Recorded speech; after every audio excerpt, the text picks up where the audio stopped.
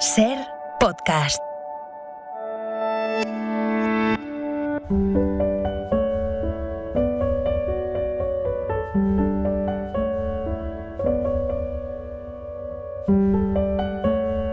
Un libro, una hora.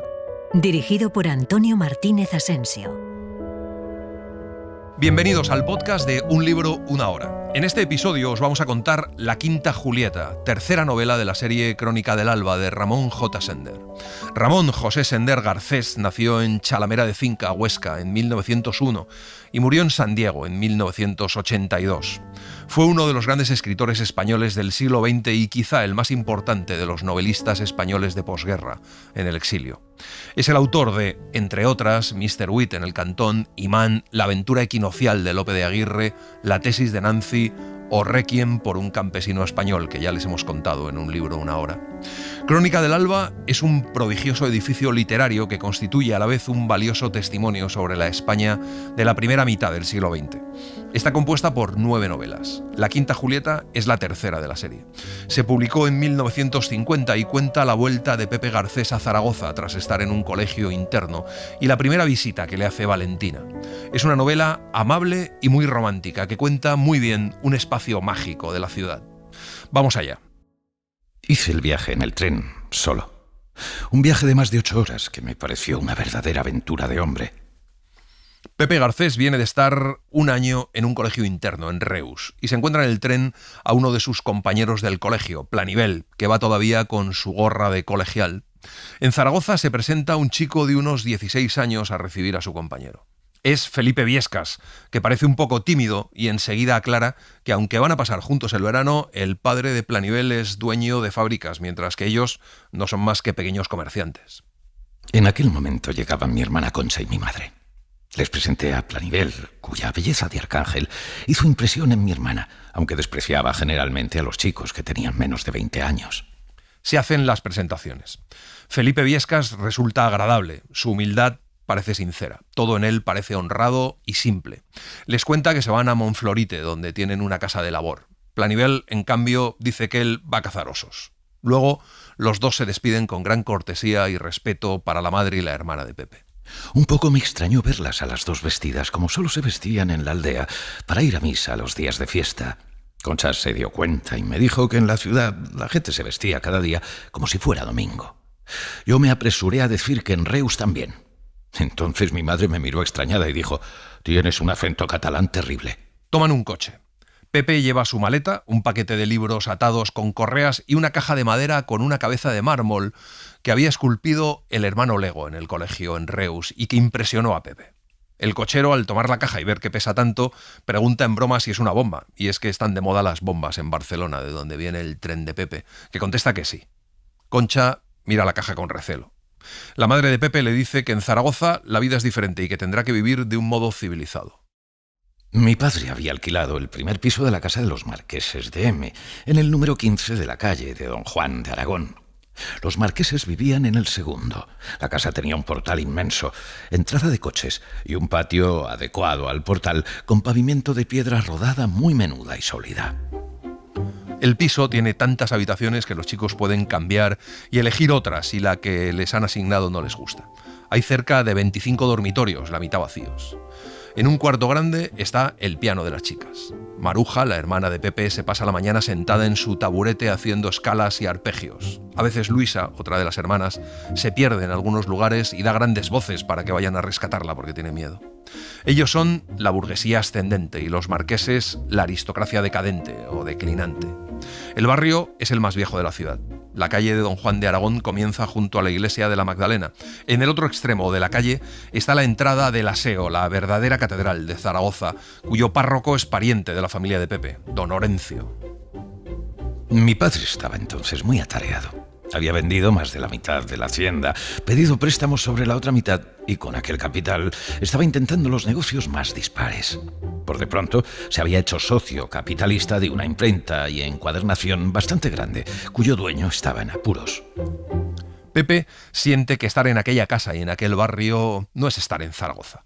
A veces piensa que ha regresado al castillo de Sancho Abarca. Ir desde su casa al centro de la ciudad es una aventura.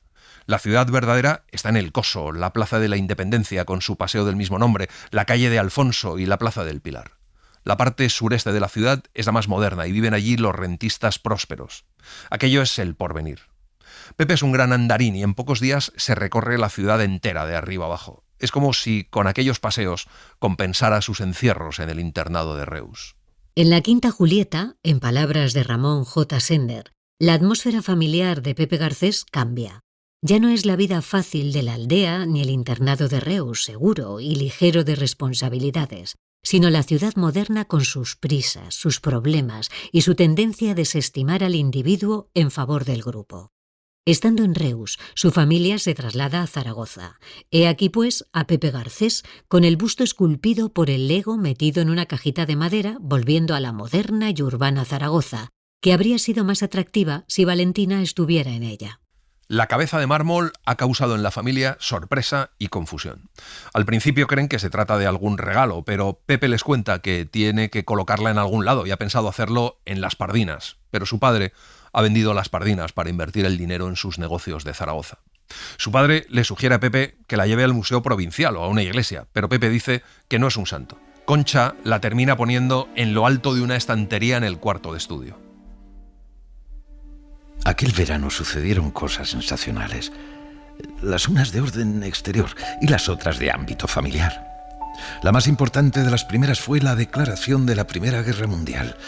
De las de orden interior, la más notable fue que a mi hermana Conchita comenzaron, como ella decía, a gustarle los muchachos. La misma facilidad entusiasta con que lo dice sin que nadie le pregunte demuestra la inocencia de aquella inclinación natural. Pero esa inocencia la inclina también a arriesgar más de lo que es prudente. Concha se hace una especialista en coqueteos de visillos y ventanas. Un día Pepe la ve en una ventana interior sonriendo, mirando arriba, abajo, volviendo a sonreír, muy consciente de estar siendo contemplada. Pepe descubre en otra ventana a uno de los hijos del marqués haciéndole guiños y enviándole besos con las yemas de los dedos. Pepe primero se ofende, pero luego piensa en Valentina y que su hermana Concha podría ser la Valentina del hijo del marqués, y aquello es merecedor de respeto, así que se convierte en el confidente de su hermana. Pero los amores de Concha eran la cosa más peculiar del mundo. Se enamoraba por las ventanas y por las ventanas se desilusionaba un día sin haber llegado a hablar con su galán y ni siquiera leer una carta, porque el hijo del marqués le enviaba esquelitas que no llegaban a manos de mi hermana y si llegaban eran rotas o devueltas sin abrir. Concha tiene entonces 15 años. En casa hay una cocinera y una doncella, las dos del pueblo. La doncella es la que abre la puerta. Más de una vez ha recibido cartitas del hijo del marqués y Concha se las ha hecho devolver.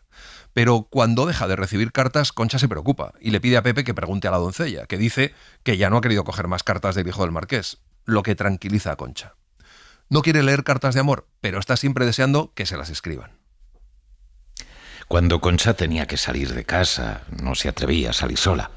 Si era por la tarde, se hacía acompañar de la doncella, y si por la mañana, que la doncella trabajaba, me pedía a mí que la acompañara. Tenía miedo a que el hijo del marqués se le acercara. Cuando la acompañaba yo, me obligaba a vestirme de pantalón largo y al salir me cogía del brazo. En la calle mi hermana me trataba con gran deferencia y dulzura, como si yo fuera su novio. Otro de los negocios del padre de Pepe es comprar papel de crédito alemán. Al comenzar la guerra, la propaganda de los alemanes es enorme y muchos germanófilos compran bonos de guerra. Nadie duda de que los alemanes ganarán la guerra. Entretanto, la madre de Pepe saca la escultura del estudio. Hay varios pareceres sobre el busto. Luisa dice tontamente que Pepe seguro que lo ha robado en un cementerio y que tiene que devolverlo porque es el alma de un margarito. Para Luisa, los novios que esperan bajo el balcón son margaritos. También lo son los jóvenes a quienes ve en la calle con la cabeza pegada a la reja. Cuando ve a una pareja en la que los novios amartelados caminan juntos y del brazo, dice que son una margarita y un margarito. De hecho, está a punto de descubrir lo del hijo del marqués cuando dice que Concha tiene también un margarito. Un día vino a vernos un soldado de caballería lleno de cordones dorados y con su gran sable al brazo. Se llamaba Baltasar y era de nuestro pueblo. Mi padre lo trató con cierto aire protector. Aquel soldado, que era un alma cándida, grande, bondadoso y tímido, se hizo amigo mío. A veces venía a buscarme a casa y sin entrar decía a la doncella: «Dígale al señorito Pepe que está aquí Baltasar». Yo salía y nos íbamos los dos de paseo al mercado, a veces al soto de Almazara, donde hacíamos pequeñas meriendas.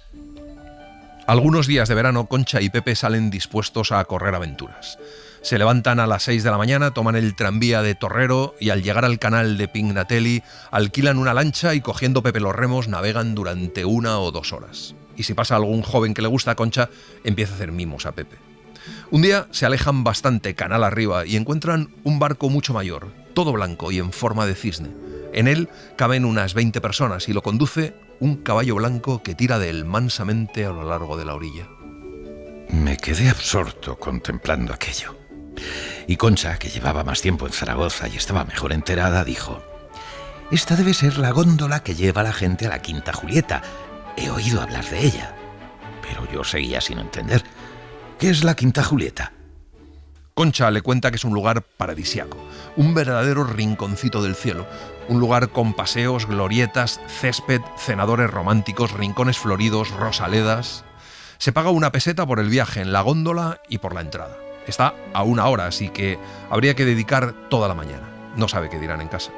Concha le dice a Pepe que siempre que ve su gusto por casa se acuerda de la Quinta Julieta. Pepe le pregunta si hay columnas truncas y Concha le contesta que seguro que sí, pero que ella nunca ha estado. Y de pronto aparece un galán en la orilla. Resulta ser Felipe Viescas. Les cuenta que el encargado de la Quinta Julieta es pariente suyo, su tío, que paga un tanto y la explota, y les dice que el primer viaje de la góndola es a las 7:30 en punto. Felipe está con unas muchachas a las que se ve un poco más allá riendo y saltando a la comba, pero salta a la lancha de Pepe y Concha.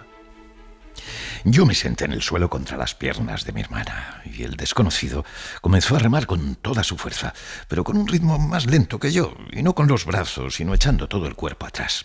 Era mayor y más fuerte que yo, pero me daba beligerancia como si fuéramos de la misma edad. Mi hermana lo miraba con recelo. ¿Sería aquello correcto? Ella se entendía bien con los hombres de ventana a ventana y tal vez de un lado a otro del canal, pero los dos en una barca, aunque estuviera yo por medio... Felipe Viescas no para de hablar. Les cuenta dónde vive, que trabaja en una tienda, les habla de su padre, de su vida. A Concha le impacienta aquella manera de hablar y sigue mirándolo como a un perro que sabe ponerse en 2 patas. Pepe y Concha siempre han escuchado a su padre y a su abuelo decir que un tendero es un hombre que vive sin trabajar y que todos son ladrones. Llegan al embarcadero. Felipe dice que el amo de las lanchas es amigo suyo. Tras saludarle, suben al tranvía. Felipe es 3 o 4 años mayor que Pepe. Tiene la cara redonda, es blanco de piel y negro de pelo, con facciones delicadas pero bastante viril. Pepe le dice que algunas personas creen que todos los comerciantes son ladrones, y Felipe lo corrobora contándoles que él le roba un duro todas las semanas a su padre, en una sola pieza, para que no haga ruido en el bolsillo. Y les cuenta que más tarde irá a nadar a casa de doña Pilar. Al final llegan a casa de Pepe. Felipe sube y toca el piano, una cosa horrible. Sigue sin parar de hablar. Y al final Pepe le pregunta por la Quinta Julieta. Está bien. Un sitio hermoso. Así como para poetas. Yo solo voy cuando está cerrada al público. Un día a la semana la cierran para barrer, podar los rosales, regar y recortar la hierba. Como el que la cuida es mi tío, yo no tengo cortapisas. Te convido si quieres venir el martes de la semana próxima. Gratis. Todo pagado. Lo que se dice, ni un céntimo que gastar. La góndola gratis también. Pepe se cita con Felipe en el Arco de Cinegio para ir a los lavaderos de doña Pilar. Consisten en una piscina cuadrada como de 20 metros de lado. Hay que pagar 2 reales y se puede uno quedar en la piscina 1 hora. Pepe se queda un poco extrañado porque ve a 10 o 12 individuos nadando todos desnudos como el día que nacieron. Felipe se queda también en cueros en un instante y se tira al agua de cabeza. Da una vuelta a la piscina nadando como los perros y dice que el agua está estupenda. Pepe no entiende nada. Todo le repugna. Los sexos de tanta gente le ofenden. Exhibir aquello le parece de gente miserable. Felipe le invita a imitarle, pero Pepe dice que no, que él no nada ahí. Felipe, en cambio, va y viene feliz. Yo sentí ganas de insultarlos a todos. O de escaparme. Pero me quedaba y pensaba, ellos tienen razón. Lo que hacen es natural y no tiene importancia. No sabía en definitiva qué pensar. Doña Pilar vigila a los clientes. Tiene un cuadernito donde apunta la hora en que ha entrado cada uno y un relojito colgado de un collar de cuentas.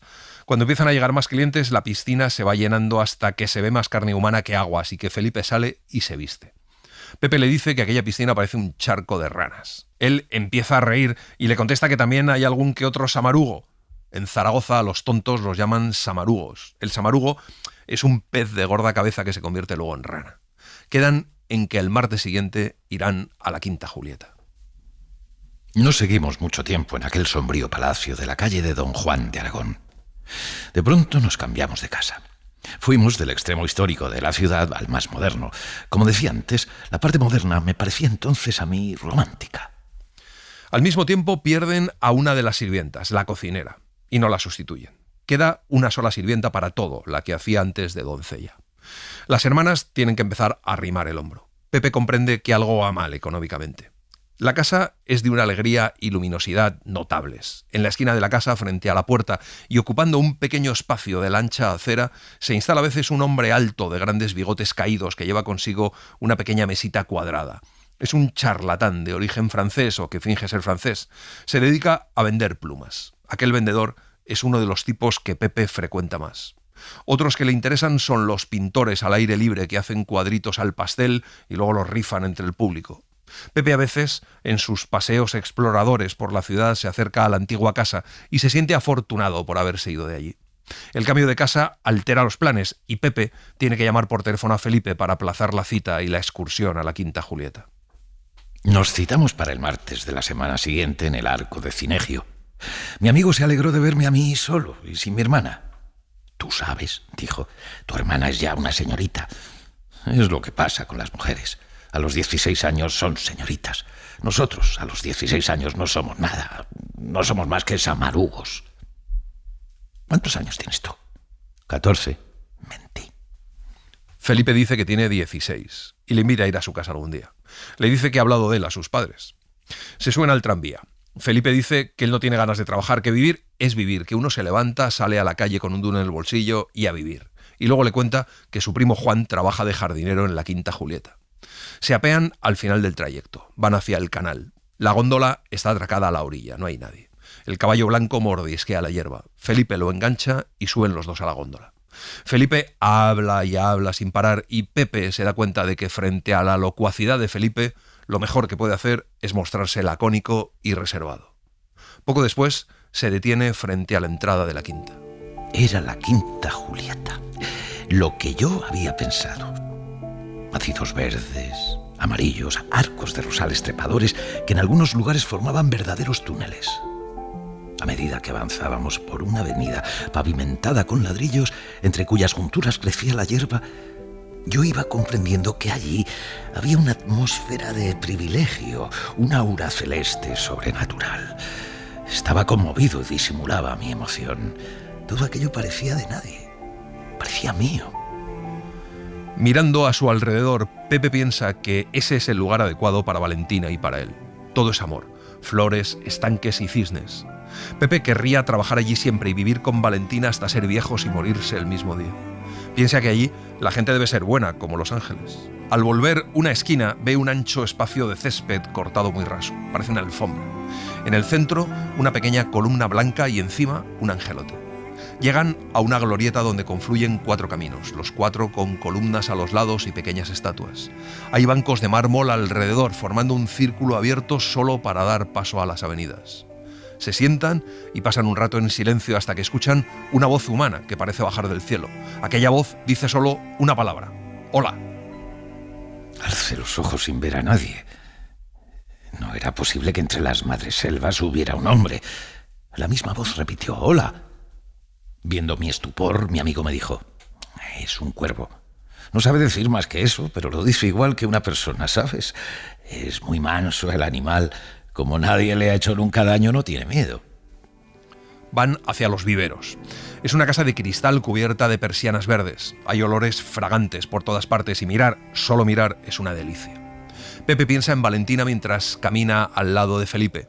Dentro de los viveros el aire está húmedo y sombrío. Allí trabajan 2 hombres jóvenes. A uno le llaman Monflorite porque es de allí y el otro se llama Pascual. Pascual y Monflorite no hacen más que discutir, de forma violenta a veces. De hecho, Pascual constantemente amenaza a Monflorite con matarle directamente. Y es que Pascual se ofende por los comentarios de Monflorite y Monflorite no tiene ningún cuidado con esos comentarios con los que Pascual siempre se siente aludido. Es muy divertido verles, pero a la vez es terrible. Pepe se asombra de encontrar aquellos problemas en un lugar tan hermoso como la Quinta Julieta. En aquel momento se oye la campana de la verja de entrada. Llega el tío de Felipe. Es un hombre de 50 años y de pelo rojizo. Nos habíamos desviado y en lugar de ir hacia la verja de entrada, íbamos otra vez hacia el interior del parque. El sobrino tenía miedo de su tío. Yo comenzaba a darme cuenta de que aquel lugar de delicias era también o podría ser un infierno. Llegan junto a un lago circular bastante hondo en el que nadan pequeños peces. La orilla del lago es de mosaico decorado con figuras de la Edad Media, el Cid, un rey moro, la Virgen del Pilar. Junto al borde del lago y a distancia igual hay ranas de mayólica verde que echan agua por la boca. Felipe va a una poceta cubierta con tablas, mete la mano allí y acciona una llave. Los chorros de agua de las ranas se alzan en el aire hasta reunirse formando en el centro una cúpula líquida. Pepe vibra de emoción y más cuando hace un descubrimiento. Dentro del lago y rebasando el nivel del agua hay una columna con su remate en forma de tosco capitel. Es bastante gruesa y encima no tiene nada. Es el lugar adecuado para poner el busto. Pepe se lo dice a Felipe y este dice que irán un día sin que esté su tío. La pondrán y ya está. Que solo se lo dirán a Juan. Y entonces le cuenta, bajando la voz, que Juan es un pistolero. Se habla entonces de los pistoleros de Barcelona que arreglan los problemas de los sindicatos a tiros. A Pepe le parece raro que alguien sea pistolero jardinero, pero Felipe le dice que en Barcelona trabaja como cortador de sastre. Cuando nos separamos eché a andar a mi casa deprisa y sin ver a nadie.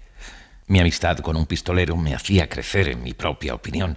No estaba seguro de que Juan lo fuera, pero me gustaba creerlo para sentirme a mí mismo más importante. Y decía, si mi padre supiera cuáles son mis amistades... Concha quiere ir a la Quinta, pero de ningún modo está dispuesta a permitir la menor promiscuidad con jóvenes como Felipe, que no se afeitan todavía y que roban dinero a su padre. Pepe le propone ir un día que esté abierta al público. El viaje en la góndola le gusta a Concha. Una vez en la Quinta, van al lago de las Ranas Verdes. Pepe hace funcionar la llave del agua y al ver los surtidores en acción, se acerca a Juan. Reconoce a Pepe enseguida. Le pregunta si la chica es su novia. Concha se ríe estúpidamente. La reacción de Concha con Juan es muy diferente de la que ha tenido con Felipe. Juan se comporta muy bien. No galantea a Concha ni la obsequia más de lo que pide la cortesía. Cuando Concha le pregunta por la columna que asoma sobre el agua, Juan le cuenta una historia muy rara. Hace un año había ahí un fauno con patas de cabra, caramillo y 2 cuernecitos en la cabeza. Y sucedió una desgracia. Un niño de 2 años se cayó y se ahogó. Un accidente. El niño resbaló en la orilla. Más tarde vinieron el juez y el médico forense y también un cura. Y el cura, cuando las ceremonias terminaron, dijo al amo que más valdría que sacara aquel fauno de allí, porque era una figura pagana. Al llegar a la glorieta de mármol, el cuervo dice «hola», como siempre, y Concha dice que parece que esa glorieta está embrujada. Recorren el resto del parque. Cuando sale, Concha dice que es un lugar ideal para 2 enamorados, como Valentina y Pepe. En la puerta del parque ven otra vez a Juan, que va a despedirse de ellos muy fino. De vuelta a casa, Concha le cuenta que ha roto con el hijo del marqués, porque se le acercó un día cuando ella paseaba por el Coso. Le pregunta por Juan, y cuando Pepe le cuenta de qué trabaja, Concha dice que no sabe qué está pasando, que hay hombres bajos, obreros o cosa parecida, que tienen una gran apariencia, que eso debe ser cosa de las ciudades, que en la aldea un obrero es un obrero y un señor es un señor. Cuenta Antón Castro que si tuviera que elegir un lugar de la Zaragoza utópica, sería la Quinta Julieta, el lugar que inspiró a Sender y que le hace pensar en una Zaragoza vinculada con Bomarzo y con un espacio idílico. Un paraíso al que se llegaba en el barco Cisne que paseaba por el Canal Imperial de Aragón, que fue efugio de paseantes, escritores y eruditos de renombre como Benito Pérez Galdós o Emilia Pardo Bazán. Un emplazamiento paradisíaco donde la burguesía más acaudalada de la ciudad gustaba pasar sus días de asueto y donde las reuniones, los banquetes y los paseos a la sombra de una sombrilla de encaje y seda fueron el pan nuestro de cada día en la sociedad zaragozana. Como no podía menos de suceder, mi hermana Concha descubrió que desde el balcón de mi cuarto, en el lugar donde el callejón de la audiencia se hacía más estrecho, se veía al otro lado el interior de una oficina con los muros llenos de archivos y legajos atados con cinta roja.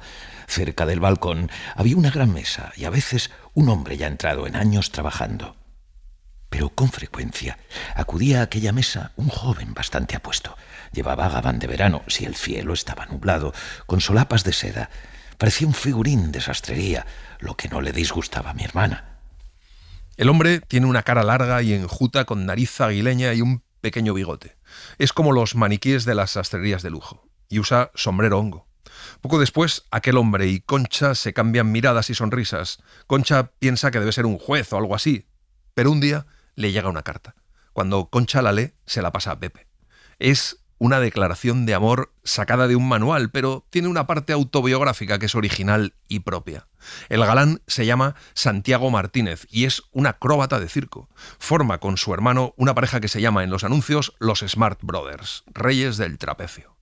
Pepe está muy sorprendido, pero a Concha se le cae el alma a los pies. Ese incidente la ayudó un poco a corregirse de aquel romanticismo ventanero. Por mucho tiempo no volví a conocerle otra aventura. Pero aunque yo no le decía nada, a veces trataba de defenderse y defender al rey del trapecio. Decía, un acróbata es alguien, algo así como un héroe antiguo. Yo callaba. Había aprendido con Felipe que mis silencios me daban autoridad. Pero no volví a encontrarla en mi cuarto ni en ninguna otra ventana de mi casa. Por aquellos días Pepe recibió una carta de Planivel anunciándole su visita, pero al mismo día se le plantea la posibilidad de ir a la aldea con su padre y su hermana Concha, y no hay duda de que Pepe prefiere ir a ver a Valentina. Pero antes tiene que ir a la Quinta Julieta y poner la cabeza de mármol sobre la columna en el lago. Se lo dice a Felipe, que está de acuerdo. Irán 2 días después, un martes, a las 6 de la mañana, antes de que llegue el tío de Felipe. Felipe dice que aquel lago está maleficiado desde que se cayó el niño y se ahogó, y que hay otros lugares en la quinta, pero Pepe dice que así la obra del fraile le quitará al lago el maleficio. Entonces Felipe le cuenta una versión distinta del accidente. Es que no sé si sabrás que lo que pasó allí fue un crimen, el crimen de una mujer loca. Una madre viuda arrojó a su niño al agua para que se ahogara, y se ahogó, claro que se ahogó. Yo no estaba, pero me lo han contado. La madre es muy joven y bastante hermosa. Parece ser que el marido había sido maquinista del acorazado Reina Regente y murió ahogado. Su padre y su abuelo habían sido marinos también y murieron en el mar. Ella tenía miedo del mar, horror del mar, y por eso se fue del Ferrol. Al morir su marido, ella quedó embarazada y se vino tierra adentro porque no quería que su hijo viera el mar. La mujer iba casi todos los domingos a la quinta con el niño. Se acercaba a 2 personas desconocidas que estaban hablando y hacía como si fuera a besarles la mano, pero en lugar de besarla, la escupía. Salivitas, decía ella, disculpándose. Un día vio que su hijo quería un barco con el que otros chicos estaban jugando en el estanque, y la madre lo dejó ir. Y el chico se acercó a la orilla, resbaló en los azulejos y cayó dentro. Otros dicen que la vieron empujar al niño al agua, diciendo, «Bien, vete con tu padre y tu abuelo». Ahora está en un manicomio. Yo preparaba una sorpresa a mi hermana. Como era evidente que se habían acabado sus flirts por las ventanas, pensé que llevarla al circo sería una broma estupenda. Antes me aseguré de que los Smart Brothers estaban en el programa. Un poco caro me resultaba aquello, 4 pesetas 80 los 2. Pero el circo me gustaba, y mi hermana, que iba a ir conmigo a la aldea y que era una especie de hada tutelar de mis amores con Valentina, merecía aquello. El circo está instalado en el Parque de Santa Engracia. A la entrada hay payasos tocando en sus flautas y trompetas. Un domador con su látigo muestra el pecho cubierto de condecoraciones. Concha, para no ser reconocida, se ha puesto el pelo recogido dentro de un gorrito verde. El circo está lleno. El número de los Smart Brothers es precedido de una presentación imponente. Las luces se apagan, comienza a oírse un vals lejano y aparecen los 2 acróbatas, uno al lado del otro, envueltos en capas rojas y negras. Los 2 son exactamente iguales. Trepan por las cuerdas, 2 reflectores se cruzan formando un aspa e iluminando a los acróbatas. Entonces Concha decide hacerse conocer y se suelta el pelo. La verdad es que aquellos 2 jóvenes son atléticos, tienen formas de una perfección viril, elástica y armoniosa. Uno de los Smart Brothers, mientras se frotaba las manos con un pañuelo, miraba alrededor. Los 2 estaban escuetos en sus mallas con cada músculo perceptible al menor movimiento. Uno de ellos, como digo, miraba abajo y vio a mi hermana. No sonrió, no hizo gesto alguno, pero se volvió varias veces a mirar a mi hermana. El número es espectacular, muy arriesgado. Pepe le dice a Concha que si se casa con el acróbata tendrá que aprender a hacer esos volatines y que entonces serán 3 y los anuncios dirán los Smart Brothers y la Rosa Volante. Concha le pellizca en el brazo y mira en silencio. Y al final le dice que le agradece mucho que la haya llevado. Y luego le pregunta si debería contestar a su carta. Ambos aplauden, pero luego Concha dice que se quiere ir en cuanto termine el número. Pepe quiere ver el resto del espectáculo, pero Concha dice que si ese hombre va a buscarla, se irá con él por el mundo a hacer volatines. Así que Pepe se levanta y salen. A la salida, Concha le habla de Valentina, le dice que ha crecido mucho y está espigadita, con una cintura como un mimbre y casi tan alta como él. Le dije que había oído a mi padre hablando en su oficina con un desconocido y que decía: estoy arruinado. Entre unos y otros van a acabar por robarme hasta la camisa. ¿Es que no queda buena fe en el mundo? Mi hermana decía que no entendía cómo la gente ganaba o perdía dinero. Pues cuanto antes, que venga cuanto antes la ruina, y entonces me casaré con el Smart Brother. Concha al final no escribe al acróbata ni vuelve a coquetear con él, al menos por el balcón del cuarto de Pepe. Algunos días después va a ver a Pepe el soldado de caballería, el grande y buenazo Baltasar, y se van de paseo juntos. Hablan de la guerra, pero de ahí pasan a otro tema mucho más sensacional. Baltasar le dice de pronto, como si Pepe estuviera en antecedentes, que la cocinera que tenían en la calle de Don Juan de Aragón había acabado mal y que salió de su casa embarazada. Pepe se queda sin aliento. Dice que no puede ser porque era soltera. Baltasar le cuenta que su madre la echó y que hizo bien y que ahora está en una casa de mala nota. La noticia para Pepe es escandalosamente desagradable. Pocos días más tarde fuimos a la Quinta Julieta, mi amigo Felipe y yo. Llevábamos la cabeza de mármol en la misma jaula que dispuso el hermano Lego. Pesaba bastante. Mi amigo era ingenioso e hizo una lazada con una gruesa cuerda. Por allí pasó un pequeño palo y la llevábamos suspendida entre los dos. Juan les ayuda a poner un tablón junto al estanque con uno de los extremos avanzando sobre el agua. Es Juan quien avanza por el tablón y coloca el busto sobre la columna, siguiendo las indicaciones de Pepe. El busto blanco crema sobre la columna gris hace buen efecto. Se refleja en el agua, temblando cuando la brisa riza la superficie. Juan pregunta quién es y Felipe contesta que Nerón, pero Pepe dice que es San Benedicto José Labré, un santo vagabundo. Juan se echa a reír, pero luego dice que es una hermosa cabeza. Todos convienen en que en el estanque estará mucho mejor. Pepe se acuerda del hermano Lego. Entonces Juan cuenta de nuevo la historia del niño ahogado, pero de otra forma. La madre del niño no había sido quien lo arrojó al agua, sino su amante. Estaba enamorada de un hombre que no quería al niño. Este hombre llevaba una gabardina gris con banda de luto en la manga y venía por aquí. Quería a la viuda, pero no al niño. Ya se sabe. Hay hombres que no pueden tolerar un hijo de otro padre. El hombre un día empujó al niño cuando jugaba sobre las baldosas verdes y lo tiró al estanque. Luego ella contó las cosas como quiso y la creyeron, aunque dicen que está un poco loca. Felipe dice que eso es un crimen y que podrían denunciarlo. Juan reacciona mal. Por primera vez Juan le parece peligroso a Pepe y desagradable. Baltasar con sus historias de prostitutas también, y Felipe yendo a nadar a los lavaderos de Doña Pilar. Pepe siente que él es diferente, que Valentina y él son diferentes, que saben lo que es la vida. Los demás hablan de la vida, pero Valentina y él viven. Pepe sabe que pronto va a ver a Valentina. La idea de que su padre le lleve con él para que pueda verla le conmueve. Cuando llega el amo y ve el busto, le gusta. Dice que está bien que haya un santo ahí por lo que pasó con el niño. Y les cuenta una nueva versión. El chico jugaba al borde mismo del estanque. Trataba de meter un dedo en la boca de cada una de las ramas verdes que echaban agua. Llamó a su madre con una sola voz: ¡Ma! Y la madre, que estaba con el amo en el lado opuesto del estanque, dijo: ¡Ven! Esa fue una idea del demonio, porque entre la madre y el chico estaba el estanque. Y el niño, obedeciendo a su madre, fue hacia ella y cayó al agua. Y al fin llega el momento de ir a la aldea. A medida que se acercan, Pepe va sintiéndose impaciente. Olvida todo aquel mundo adulto de Juan y Felipe y el soldado Baltasar con la horrible historia de la cocinera para sentirse otra vez como cuando vivían en el pueblo. Pepe solo le da vueltas a una idea fija: la molestia que representa don Arturo, el padre de Valentina, para sus relaciones con Valentina. Siempre que el padre de Pepe viaja, cambia de humor. Está contento. Va a firmar varios papeles en la oficina notarial de don Arturo. Pepe cree que a medida que se desprende de las tierras, su padre va perdiendo también algo de su arrogancia intolerable. Eso y el hecho de vivir en la ciudad, donde no es nadie, lo hacen casi agradable. Cuando llegan a la aldea, la primera impresión de Pepe es que las casas son más pequeñas, y las calles, y las plazas. Fuimos a nuestra casa. Allí estaban Valentina y su madre. Grandecita estaba Valentina, y con ella habían crecido todavía sus ojos. En cambio, su cara y su boca parecían las mismas.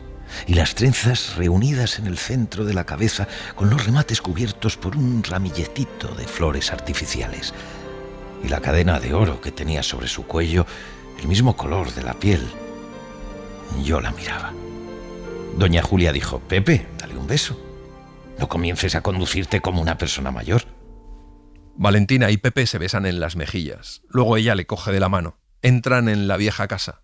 Huele a cerrado y las voces tienen eco. Valentina pregunta a su madre si puede ir con Pepe a ver a Mosén Joaquín y doña Julia vacila un momento y luego dice que sí. Concha le pide que deje a Valentina comer con ellos. Es mediodía. Queda toda la tarde por delante. Una de aquellas tardes de la aldea mucho más largas y más profundas que las de la ciudad. Valentina le cuenta a Pepe que la mayor parte de sus cartas no han llegado a sus manos. Las 2 últimas las tiene Pilar y no quiere dárselas, y se las ha dado a su padre. Yo le decía que no importaba, si ella y yo nos amábamos. Eso de amarnos no lo había dicho nunca. Solo usaba el verbo amor por escrito, pero entonces añadí: si nos amamos, ¿qué importa el resto del mundo? Ellos a decir que no, y nosotros a decir que sí. ¿Quién ganaría? No iban a cortarnos la cabeza, digo yo. Valentina estaba encantada con mis seguridades. El ama de llaves del cura les recibe con sorpresa y simpatía a pesar de su aire seco.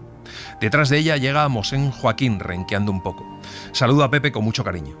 Pasan al mismo cuarto donde solía dar la lección y Mosén Joaquín empieza a hacerle preguntas. Si ha terminado el curso, si ha tenido buenas calificaciones, quiénes son sus profesores y otras muchas cosas. Al saber que Pepe ha sacado peores notas que cuando estudiaba con él, disimula una cierta alegría. Yo vi que sentada en su silla, Valentina llegaba ya con los pies al suelo, cosa que no sucedía antes. Llevaba zapatos de charol y calcetines blancos. Uno de los calcetines tenía una mancha de tierra de haberse rozado quizá con la suela del otro zapato, porque ella a veces se rascaba en una pierna con el zapato contrario. Los mosquitos persiguen a Valentina y por eso su madre la hace friccionarse las piernas y los brazos con agua de colonia antes de salir de casa. A Pepe, aquel olor contra los mosquitos le parece encantador y exclusivo de Valentina. Cuando percibe ese mismo aroma en otras personas en Zaragoza se conmueve un poco. Entretanto, el padre y Concha están en casa de don Arturo, el notario.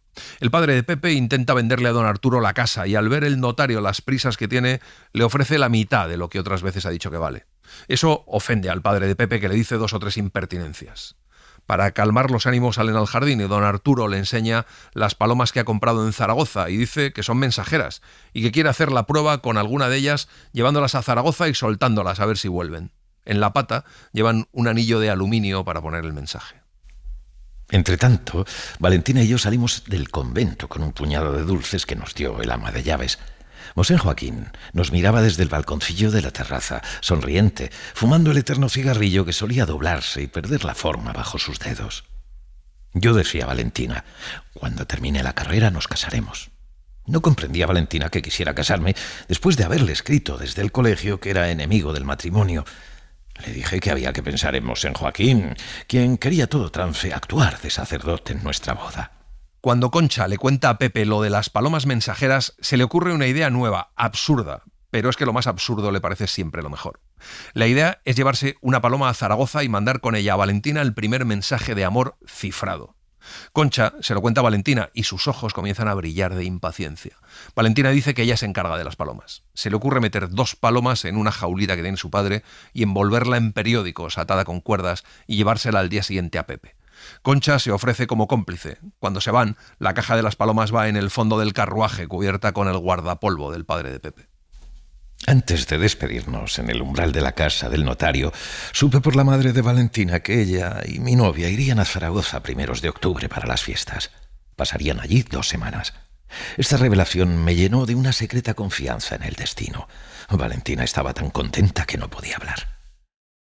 Pepe decide ir a soltar la primera paloma a la Quinta Julieta, pero antes tiene que escribir la carta para su novia y esa tarea le lleva 2 días. La escribe en papel cebolla a máquina y es una sucesión de números, 7, 2, 5, 4, 9, 6, 2, 6, 1, 5, 94 y así hasta cubrir la hoja entera. La firma está en clave también. Al llegar a la Quinta Julieta con la paloma, Concha y Pepe se encuentran con Planivel y Felipe. Aunque es día de público, hay poca gente. La paloma sale de la jaula andando. Un par de metros más allá se vuelve para mirarles. De pronto echa a volar. Sube casi vertical y comienza a volar en círculos. Luego toma dirección noroeste, exactamente en la dirección que ha previsto Pepe. Concha se queda en éxtasis mirando el horizonte aún después de haber desaparecido la paloma. Planivel y Felipe han presenciado la maniobra desde lejos. Echan a andar hacia los viveros. Concha desprecia a Felipe y a Planivel porque son demasiado jóvenes. Pepe llega solo a los viveros. Se encuentra con Monflorite, que le cuenta otra versión de la muerte del niño. ¿Sabes quién tiró el chico al agua? El amo. El tío de Felipe. Bueno, me río, pero no creas. La cosa no fue divertida, porque un crimen es un crimen. El amo tiró al muchacho al agua. No lo digas a nadie. Ese viejo mala sangre sería capaz de cortarme la cabeza. Yo sé que fue él porque me lo ha dicho quien lo vio. No diré nombres, no soy hombre de denuncias. Mi silencio le vale al amo la libertad y casi la vida, porque figúrate lo que pasaría si se enterara la justicia. Es que el amo está enamorado de la viuda de las escupitinas. Y días después llega carta de Valentina. Dice que ha sido inolvidable, que llegó la paloma y su padre estaba esperándola porque había echado en falta un par de ellas y que vio que tenía un papel en la pata, lo sacó y dijo que esa paloma venía de la guerra con un mensaje cifrado y que iba a mandar la carta a París, a los generales. Le enseñó la carta al alcalde y el alcalde ha escrito al gobernador y a Madrid y a otras partes y ha enviado la carta para que los franceses la descifren. Y le cuenta que el padre de Valentina ha dicho que a lo mejor de esa carta depende la victoria de los franceses y que le darán una condecoración y se la pondrá en la chaqueta. Y luego le pide a Pepe que le mande la segunda paloma y ella estará al tanto y la cogerá. Llama a Pepe cielo y a Pepe le parece la expresión más dulce que ha conocido en su vida. Un mes después recibió el alcalde una carta de la embajada francesa en Madrid dándole las gracias y diciendo que el mensaje estaba cifrado sobre un libro. Añadían que era una carta de amor sin importancia. Don Arturo no comprendía. ¿Una carta de amor? Yo me reconcomía de orgullo herido. ¿Sin importancia? Pocos días después envié la paloma siguiente y la atrapó Valentina antes de que la viera su padre. Descifró muy bien mi carta y le divirtió tanto esa tarea que me prometió enviarme más palomas a Zaragoza. Como señala Guzmán Urrero Peña en el Centro Virtual Cervantes, Ramón J. Sender procede muchas veces ocultándose tras sus personajes, hablando por su boca. Luego ordena, aumenta o mengua su anecdotario para someterlo al troquel novelesco, y de ese modo convierte la proyección biográfica en literatura. Memoria y narración acaban siendo una misma cosa para un lector que también es confidente. Diversos estudiosos han insistido en considerar el ciclo de Crónica del Alba como una crónica, también periodística, alta por su calidad narrativa y noble por su certeza autobiográfica, más aún cuando la mistificación se entrelaza con la sinceridad. En aquel verano, Pepe tiene de pronto una revelación importante, la mujer. Hasta entonces, él no concebía que los hombres besaran a las mujeres en los labios, le parecía repugnante, y había llegado a establecer la firmeza de su cariño por Valentina diciendo que la quiere tanto que la idea de besarla en los labios no le repugna. Pero de pronto comprende que los labios de las mujeres no son repugnantes, todo lo contrario. Y es que un día en un kiosco ve una revista abierta con la foto de una mujer recostada voluptuosamente y mostrando los muslos. Pepe siente que la cabeza le da vueltas pensando cuánta belleza hay en el mundo. Aquellas rápidas ojeadas a las revistas galantes despiertan su pubertad y comprende que la mujer, cualquier mujer, es una exquisita promesa, pero clandestina y viciosa. En aquellos días vinieron muchos alemanes del Camerón, África, que había sido tomado por los aliados. Zaragoza parecía llena de germanos gordos, con el colodrillo afeitado y anchos sombreros de ala plegada hacia arriba por los flancos. Cuando se encontraban, cambiaban saludos exagerados con los sombreros y se inclinaban de un modo tan versallesco que la gente no podía menos de reír. El misterio de la voluptuosidad envuelve a Pepe por todas partes. Se lo dice a don Orencio, el confesor del aseo, y él le dice que está entrando en la adolescencia y ninguna de las miserias humanas le será evitada, y menos siendo quien es, porque conoce a su familia, y los Garcés siempre han sido así. Pepe no sabe a qué miseria se refiere. Para los católicos españoles el sexo es un vicio abyecto y el amor una virtud. Curiosa y absurda antítesis. Don Orencio le da consejos no solo religiosos, sino higiénicos. Pepe desarrolla una especie de tendencia erótico-mística. Ve muslos femeninos en los nimbos tornasolados, en la música gregoriana y en las nubes de incienso. No sabe qué le pasa. Es como un vendaval que le arranca de la tierra. Mi cariño por Valentina no me bastaba. Era ese cariño en un plano diferente y sin relación con el gran problema. Sin embargo, cuando ella vino, y mientras estuvo en Zaragoza, yo llegué a sentirme libre de aquella tortura. Había economizado bastante dinero de mis raterías, y doña Julia nos dejaba ir a la feria solos. Naturalmente, aquel lugar de prodigios era muy adecuado para que yo ejerciera mi generosidad de enamorado. A Valentina le encanta la montaña rusa. Pasan el tiempo entre eso y un puesto de tiro al blanco donde Pepe gana casi todos los premios, incluida una muñeca magnífica para Valentina, que está radiante. También viajan en el carrusel más lujoso, lleno de espejos, donde Pepe, girando al lado de Valentina, se siente transportado. Una de las veces, al terminar y detenerse, Valentina queda demasiado alta en su caballo para bajar sola. Su muslo izquierdo queda en gran parte desnudo a la altura de la cara de Pepe. Es tan hermoso como los que ha visto en las dobles planas de las revistas galantes. Lo toca con la mano para ayudarla a descender y siente en su mano la tibieza de aquel contacto. Cuando comenzaba a oscurecer y el parque se iluminaba con todas sus luces, yo llevaba a Valentina a su casa y la dejaba en brazos de doña Julia, quien le prohibía estar en la calle de noche. Al marcharme, yo la besaba y a veces vacilábamos un momento los dos buscándonos la mejilla y nos rozábamos los labios. Yo sentía una emoción desconocida y nueva. Mis nervios se crispaban. Ella parecía como siempre a un tiempo amistosa, dulce e indiferente. Comenzaba a identificar la voluptuosidad con el cuerpo de Valentina. Y un día, Pepe lleva a Valentina con Concha a la Quinta Julieta. Ese día el parque está abierto al público. La góndola impresiona tanto a Valentina que está muda de emoción. Aquella manera de locomoción le parece mejor que el tren. En el parque forman dos grupos, Valentina y Pepe por un lado y por el otro Concha y doña Julia, la madre de Valentina. Pepe presenta a Juan a su novia y los tres hablan como viejos amigos. Comienza el otoño en la Quinta Julieta y el aire toma olor de metal en las arboledas. En algunas partes las hojas amarillean. La cabeza de mármol se ha integrado en el paisaje y es ya una parte de él. Pepe hace varias fotos del estanque para enviarle las pruebas al fraile de Reus, con la máquina fotográfica de Valentina. Confieso que cuando salimos del parque me sentí más tranquilo. Comenzaba a tener miedo de toda aquella belleza sutil, sobre todo estando Valentina. Tenía miedo por ella. Más tarde aprendí el verdadero peligro que hay en toda verdadera belleza. Entonces, solo tenía el presentimiento. La madre de Pepe y doña Julia pasan largas horas hablando. En aquellos días hay dos costureras en casa cosiendo ropa interior. Cuando una de las costureras, la más joven, toma la medida de la cintura de Pepe con la cinta métrica, para lo cual pone sus brazos alrededor de él, se queda en esa actitud un momento, tal vez para confundirle, y se cambia miradas irónicas con las otras. Pepe ve sus pechos nacientes y tiembla. Aquel otoño, Pepe habría querido ir a ver a su abuelo, pero su padre nunca les anima a visitarlo y a medida que crecen, parece tener menos interés. Pepe ha pasado muy buenos momentos con su abuelo y se los cuenta a Valentina. Pepe lleva a su novia a muchos de sus lugares favoritos y ella se entusiasma o se queda indiferente según las reacciones de Pepe. Al quedarme solo otra vez en la ciudad, se acabó el verano y llegó el otoño, con sus cierzos norteños y sus nubes de nácar. Desapareció la feria con todas sus instalaciones y comenzó el curso en el instituto donde me había matriculado.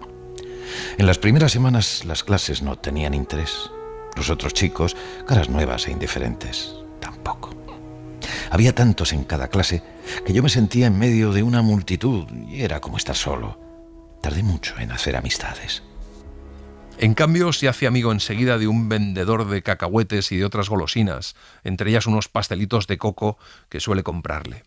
Se instala con su carricoche frente a la puerta del instituto. No parece preocuparse gran cosa de su negocio y dedica su atención a unos cuadernos misteriosos que saca de debajo del carrito y sobre los cuales escribe en sus rodillas. El primer día Pepe se acerca a mirar por encima del hombro y ve que escribe con bastante agilidad y soltura un diálogo en verso. Le dice a Pepe que está escribiendo una tragedia clásica en 5 actos y 9 cuadros. Llegan a ser muy amigos. Yo no perdí aún mis costumbres del verano, pero pasaba a veces por largas crisis de tristeza. Cuando más triste estaba, un día llegó el recadero de la aldea con una jaulita y en ella 2 palomas mensajeras y una carta en la que escribían doña Julia y Valentina. Me decían que no necesitaba emplear clave ninguna y que doña Julia me garantizaba que nadie pondría sus pecadores ojos en mi escritura. Solo me pedía que anotara la hora con minutos y, a ser posible, segundos en que soltaba las palomas y se las comunicara en una postal. Por ese detalle pensé que don Arturo tenía interés en repetir las experiencias. A cuenta de eso transigió, tal vez, con mi carta de amor. Pepe va solo a la Quinta Julieta. Aquello comienza a tener un aire desolado. Algunos árboles desnudos, otros amarillos, hojas secas por las avenidas, la superficie del lago rizada por ráfagas violentas, parecen alusiones al olvido y a la tristeza de las cosas que acaban. El amo parece que está enfermo. Pepe charla con Juan, que le dice que se va a Barcelona al día siguiente. Le cuenta que ha estado allí la madre del niño que se ahogó en el estanque, que le enseñó dibujos de su niño muy bien hechos y que dijo que Bizancio la ilumina y que esa cabeza de mármol que puso Pepe en la columna del estanque es Bizancio. Yo creo que el niño cayó al agua él solo y que todo el mundo anda inventando historias para hacérselo pagar a alguien. Todo el mundo quiere que haya siempre responsables. ¿Para qué? Es lo que yo digo. Hay muchas cabezas que sobran en el mundo, pero no las que la gente ordinaria se figura. Pepe le pregunta si está loca y Juan dice que no. Pepe le pregunta entonces por las escupitinas. Juan se agita como si tuviera un escalofrío y dice que eso es pasajero, que esas cosas le suceden a las mujeres cuando pierden al hombre, desarreglos nerviosos. Pepe se pregunta si es posible que la mujer se sienta arrastrada igual que él por un huracán interior. Pero lo que le dice a Juan es que Bizancio no es un nombre, sino una ciudad. Y Juan le contesta que da igual, que hay ciudades con nombres de persona. Desde entonces, yo llamé también a aquel busto Bizancio y se lo escribí al hermano Lego. Tampoco a él le pareció mal. Y así les hemos contado La Quinta Julieta de Ramón J. Sender. Hemos seguido la edición de Alianza Editorial. Gracias por estar ahí y gracias por leer. Un libro, una hora, en la cadena SER. Un programa escrito y dirigido por Antonio Martínez Asensio, con la voz de Eugenio Barona y la participación de Olga Hernán Gómez. Diseño sonoro de Mariano Revilla. Edición y montaje de sonido de Pablo Arévalo. Y en las redes, Laura Martínez Pérez. Suscríbete a Un libro, una hora. Todos los episodios y contenidos adicionales en la app de Cadena SER y en nuestros canales de Apple Podcast, Spotify, iVoox, Google Podcast y YouTube. Escúchanos en directo en la SER los domingos a las 5 de la mañana.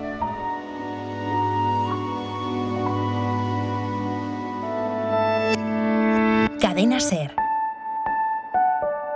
La radio.